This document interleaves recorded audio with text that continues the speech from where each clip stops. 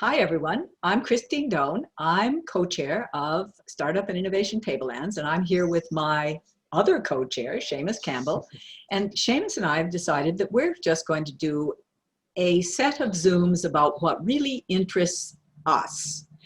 A set of interviews where we get to say what we're working on that isn't necessarily where Startup Tablelands is going, but might be of interest to some of you. And we'd love to invite any of you who want to share your particular interest outside of ST to join in as well. So Seamus, you've been really interested in what I understand is called low-code / no-code programming. Of course, being a complete digital dinosaur, I have no idea what that means, but low-code, no-code sounds great to me. Tell us about it, Seamus.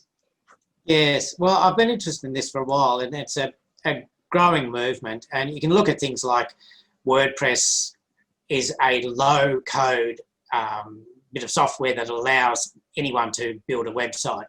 Even me, Seamus? Even me? Even you, Christine. Even me, okay. That's low code.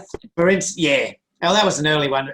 Now there's quite a few low-code or no-code bits of software that will allow you to build a complete app. We did a lunch and learn probably only 2 years ago where the best thing out at that time was a thing that would do a prototype of an app and would possibly save you $20,000 off, say, an $80,000 cost for the app because it's planned out. But it was just a prototype. Now, only 2 years later, we can build a complete app with this low-code, no-code stuff. And one of the lovely things about it, in my mind, is that it's democratizing the use of code and programming.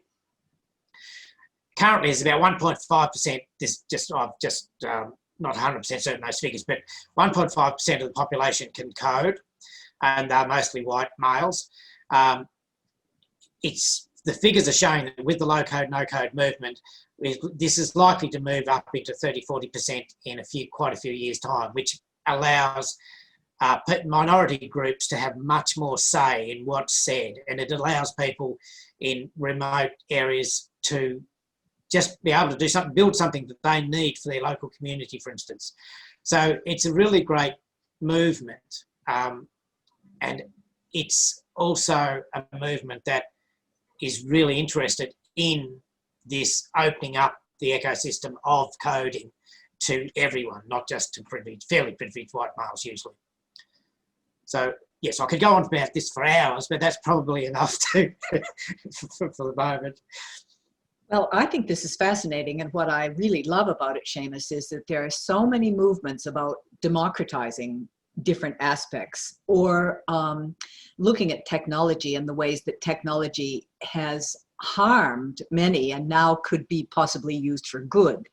So I think this fits in with our desire to support community, with our desire to see a holistic view of economic development, and our desire to see, like from my point of view, transformative technology be used to counter the ill effects of technology. And you're looking at a way of expanding the use of technology so that it isn't as directed towards us, quite frankly, yeah, and is directed to the whole world.